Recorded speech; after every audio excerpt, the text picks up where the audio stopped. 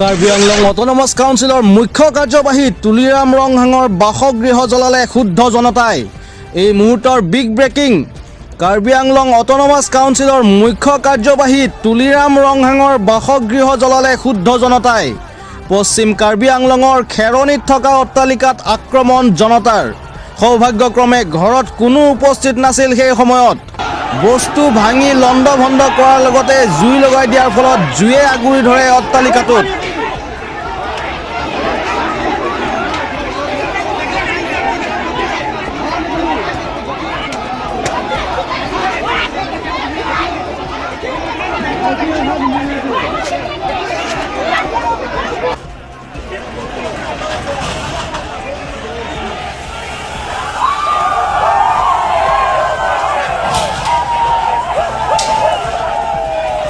এইটো পিজিআৰ বিজাৰ যিবিলাকৰ তেওঁলোকৰ পিজিআৰ বিজিআৰৰ যিটো সেই পিজিআৰ বিজাৰৰ থকা বসবাস কৰা মানুহবিলাকক সুপ্ৰিম কোৰ্টৰ যিটো নেকি তাৰ অৰ্ডাৰ আছে সেইমতে তেওঁলোকে তাত এভিকশ্যন কৰিব লাগে বুলি কৈছে।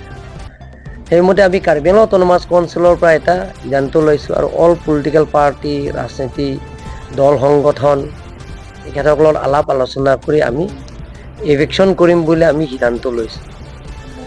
সিদ্ধান্ত মতে আমি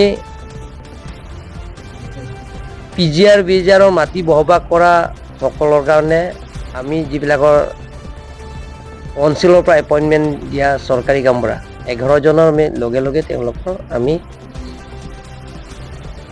চাকৰিৰ পৰা আমি তেওঁলোকৰ টাৰ্মিনেট কৰিম। ইয়াৰ পিছত তেওঁলোকৰ কাৰ্বি আংলং অট'নমাছ কাউন্সিলৰ পৰা আমি নটিচ দিলোঁ যে আপোনালোকে 15 ডেজৰ ভিতৰত পিজিআৰ বিজাৰ থকা বসবাসকলে ইয়াৰ পৰা যাব লাগে, আমি এভিকশ্যন কৰিম। কিন্তু সেই নটিচ দিয়াৰ পিছত তাত বসবাস কৰা মানুহবিলাকে হাইকোৰ্টত PIL কেছ দিয়া হৈছে। PIL কেছ চলি আছে এতিয়ালৈকে।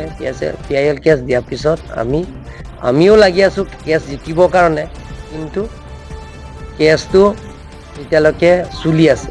PIL case contempt of court act 1971 under section 12 মতে আমি যদি এভিকশ্যন কৰিবলৈ হ'লে আমি ওটা পানিছমেণ্ট পাম, আৰু সেইটো কোৰ্ট কেছ চলি থকা সময়তো এভিকশ্যনটো কৰিব নোৱাৰে।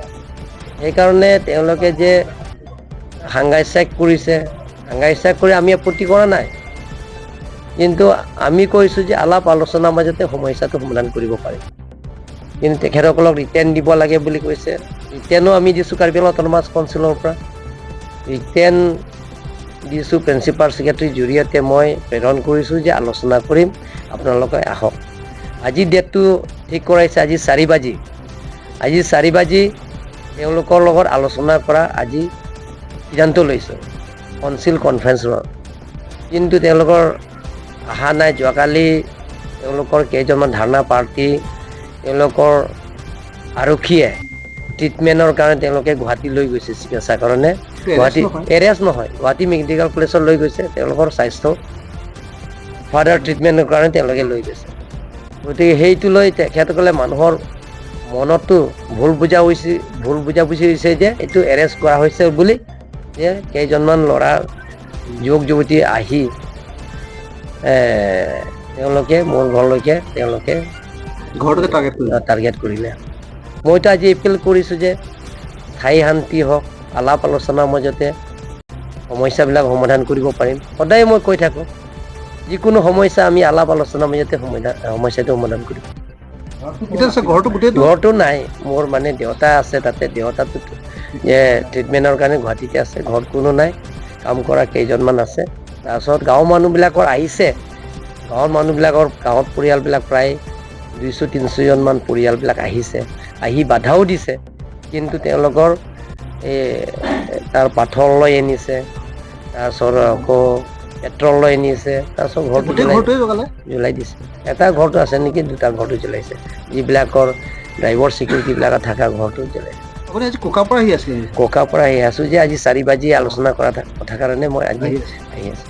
ইয়াত 4 বাজি আগতে মই পাইছোঁ, কিন্তু ইয়াত ঘটনাটো ৰাস্তাতে মোৰ শুনিছোঁ।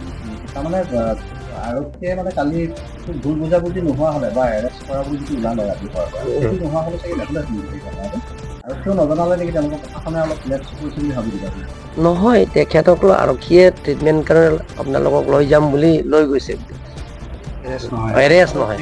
আৰু এইটো কোৱা হৈছে, আৰু তেওঁলোকৰ যিবিলাকৰ আন্দোলন PSLC লিডাৰৰ তেওঁলোকক বুজাইছে, আংটং দি সেই সময় আছে বুলি কৈছে যে এৰেষ্ট নহয়, ট্ৰিটমেণ্টৰ কাৰণে গুৱাহাটী লৈ গৈছে। আৰু খেৰণিৰ পৰা 3খনমান গাড়ীত টাটা মোবাইলত আপোনাৰ ঘৰলৈ খেৰণিৰ পৰা গৈছে। সময়তো পুলিচ মানে যেনেকুৱাকৈ থাকিব লাগিছিল পৰ্যাপ্ত নাথাকাৰ কাৰণে হ'ল বুলি ভাবিছোঁ।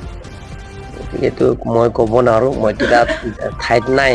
গতিকে এতিয়াতো যি ঘটনা হৈছে, গতিকে মই ৰাইজক অনুৰোধ কৰিব বিচাৰিছোঁ যাতে এনেকুৱা ঘটনা কাৰ্বি আংলং নহয়।